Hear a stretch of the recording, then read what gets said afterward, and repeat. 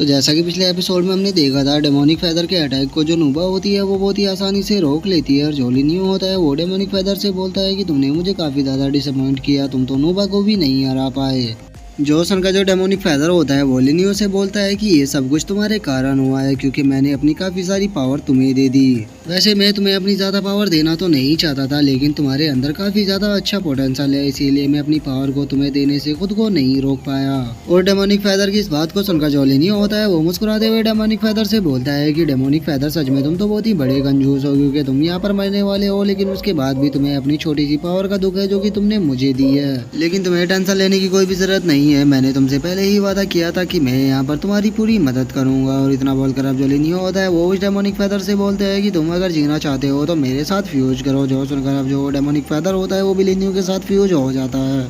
और अब लिनियो के फ्यूज होते ही हम देखते हैं कि उसके दोबारा से वो फेदर आ जाते हैं और लिनियो की पावर पहले से कई गुना भी बढ़ चुकी होती है। और जो डेमोनिक फेदर होता है वो लिनियो से बोलता है कि तुम मेरी पावर को ज़्यादा देर नहीं रोक पाओगे, तो तुम्हें जल्द से जल्द इन लोगों को निपटाना होगा। जो सुनकर जो लिनियो होता है वो अपने नाइट फॉल्स अटैक को बनाते हुए डेमोनिक फेदर से बोलता है कि तुम्हें टेंशन लेने की कोई भी ज़रूरत नहीं है, इन लोगों को ख़त्म करने में बस मुझे एक अटैक ही लगेगा। और इतना बोलकर अब जो लिनियो होता है वो अपने नाइट फाइल्स अटैक को उन घोस्ट सेक्ट के लोगों की तरफ शूट कर देता है, जिसे देखकर जो घोस्ट सेक्ट का एक डिसाइपल होता है वो शौक होते हुए बोलता है कि आखिर ये हमारी तरफ क्या आ रहा है। जोसन का जो दूसरा बंदा होता है वो पहले वाले से बोलता है कि वो चाहे कुछ भी हो, हम लोगों को यहाँ पर डरने की कोई भी जरूरत नहीं है, क्योंकि हमारे साथ सेक्ट मास्टर नूबा है। और सेक्ट मास्टर नूबा के यहाँ रहते हुए इस सीक्रेट रियलम की इतनी हिम्मत नहीं है कि ये हम लोगों को एक खरोंच भी पहुँचा पाए, क्योंकि जो सेक्ट मास्टर नूबा है वो एक ही अटैक में इस पूरे सीक्रेट रियलम को ख़त्म कर सकती है। तो इसीलिए हम लोगों को इससे डरने की कोई भी ज़रूरत नहीं है, हम लोगों को आगे बढ़ता रहना चाहिए। और इतना बोलकर अब वे सभी आगे बढ़ ही रहे होते हैं, लेकिन तभी जब मीवांग होती है वो समझ जाती है कि अटैक बहुत ही ज़्यादा पावरफुल है और वो चिल्लाते हुए बोलती है कि नहीं, ये सही नहीं है, सभी लोग पीछे हटो। लेकिन इससे पहले कि वे लोग मीवांग की बातों को समझ पाते हैं, हम देखते हैं कि वो जो अटैक होता है वो आकर उन सभी को लग जाता है, जिस कारण अब वे सभी लोग वहाँ पर मरकर गिरने लगते हैं। जिसके बाद अब हम देखते हैं कि वो जो अटैक होता है वो नूबा के पास भी पहुँच चुका होता है, लेकिन जो नूबा होती है वो अपनी स्पीड का इस्तेमाल कर उस अटैक से बच जाती है। लेकिन हम देखते हैं कि अपनी स्पीड का इस्तेमाल करने के बाद भी नोबा के गाल के ऊपर एक खरोच आ चुकी होती है। और अब जो नोबा होती है वो उस अटैक के बारे में सोचते हुए अपने मन में सोचती है,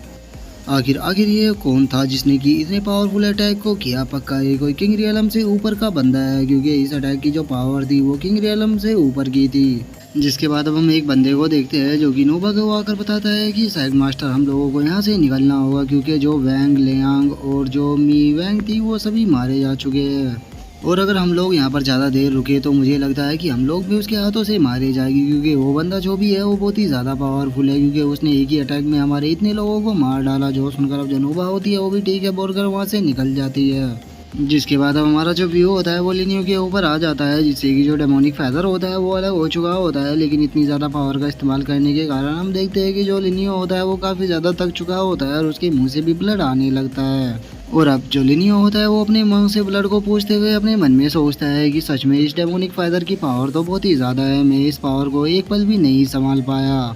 और अब इतना सोचकर जो लिनियो होता है वो डेमोनिक फेदर से बोलता है कि डेमोनिक फेदर, यहाँ पर काफ़ी सारे ऐसे एक्सपर्ट है जो कि लॉर्ड रियलम के 8 लेवल या 9th लेवल पर है। और अब इन सभी लोगों को खाने के बाद तुम्हारी जो पावर है वो काफ़ी ज़्यादा बढ़ जाएगी, तो तुम इन सभी को खा सकते हो। जो सुनकर जो डेमोनिक फेदर होता है वो भी काफ़ी ज़्यादा खुश हो जाता है और वो खुश होते हुए बोलता है कि लिनियो, मानना पड़ेगा इस बार तुम मेरे लिए काफ़ी अच्छे खाने को लेकर आए हो, लेकिन इनमें से अभी एक नहीं मरा, वो वहाँ पर अभी भी एक जिंदा है। और डेमोनिक फेदर के इतना बोलते के साथ ही अब हम मी वैंग को देखते हैं, जो कि लिनियो के उस अटैक से बच चुकी होती है, लेकिन उसकी हालत देखने में इतनी ज़्यादा अच्छी नहीं लग रही होती। और मी वैंग को अब वहाँ पर देखकर जो लिनियो होता है वो मुस्कुराते हुए बोलता है कि अरे ये तो मी वैंग है, लगता है कि ये मेरे अटैक से सर्वाइव कर गई।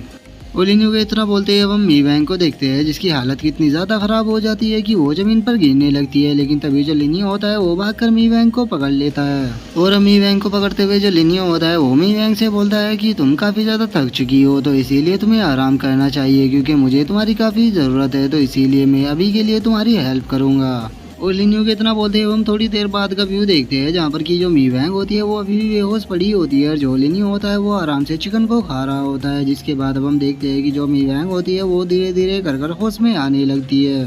और अब मी वैंग को उठता हुआ देखकर जो लिनियो होता है वो मी वैंग की तरफ चिकन करते हुए बोलता है कि लगता है कि तुम उठ गई तो क्या कहती हो, क्या तुम मेरे साथ में कुछ खाना चाहोगी। और अब लिनियो को अपने सामने देखकर जो मी वैंग होती है वो बहुत ही ज्यादा शौक हो जाती है और वो शौक होते हुए बोलती है कि आखिर ये कौन सी जगह है और तुम कौन हो। लेकिन तभी जो मी वैंग होती है वो लिनियो के चेहरे को थोड़ा ध्यान से देखती है और वो लिनियो को देखकर थोड़ा शौक होते हुए बोलती है कि मुझे याद है तुम वही हो जिसे कि मैंने केव के पास पे देखा था। और अब एकदम से उठने के कारण हम देखते हैं कि जो मी वैंग होती है उसकी हालत थोड़ी ख़राब होने लगती है और जो लिनियो होता है वो मी वैंग से बोलता है कि मैं तुम्हें एडवाइस देना चाहूँगा कि तुम्हें अभी थोड़ा आराम करना चाहिए क्योंकि तुम्हारी जो इंजरी है वो पूरी तरह से हील नहीं हुई। और इससे अलग जो तुम्हारे फ्रेंड वैंग और लियांग थे वे दोनों मारे जा चुके हैं और जो तुम्हारी सैक मास्टर नूबा थी वो यहाँ से हार कर वापस जा चुकी है। और मैंने तुम्हें केवल अभी इसीलिए जिंदा रखा है क्योंकि मुझे तुमसे थोड़ा काम है और जब तक मेरा काम नहीं हो जाता तब तक तुम्हें मेरी बात माननी होगी। और अब लिनियो की इस बात को सुनकर जो मी वैंग होती है वो थोड़ा घबराने लगती है और वो घबराते हुए लिनियो से बोलती है कि आखिर तुम मुझसे चाहते क्या हो। जो सुनकर अब जो लिनियो होता है वो मी वैंग की तरफ देखकर मुस्कुराते हुए उससे बोलता है कि तुम्हें मेरे लिए दो कामों को करना होगा, जिनमें से पहला ये है कि तुम्हें मेरे लिए लॉ ऑफ डिस्ट्रक्शन का यूज करना होगा। और अब लॉ ऑफ डिस्ट्रक्शन का नाम सुनकर जो मी वैंग होती है वो काफी ज्यादा शौक हो जाती है और वो शौक होते हुए बोलती है कि आखिर तुम्हें कैसे पता कि मैं लॉ ऑफ डिस्ट्रक्शन का यूज कर सकती हूँ, क्योंकि मैंने तो फाइट के दौरान इसका यूज ही नहीं किया था। जो सुनकर अब जो लिनियो होता है वो वहाँ से जाने लगता है और वो जाते हुए मी वैंग से बोलता है कि मैं तुम्हारी बॉडी के बारे में तुमसे भी बेहतर तरीके से जानता हूँ, तो इसीलिए तुम्हारे लिए सही यही होगा कि तुम वही करो जो कि मैं तुम्हें बोल रहा हूँ। और इतना बोलकर अब जो लिनियो होता है वो अपने मन में सोचता है कि मिलियनों सालों तक मैं टाइम लूप में फंसा रहा और इस बीच मैंने काफ़ी लड़कियों के साथ में एंजॉय किया जिसका मुझे अब काफ़ी ज़्यादा फ़ायदा हो रहा है।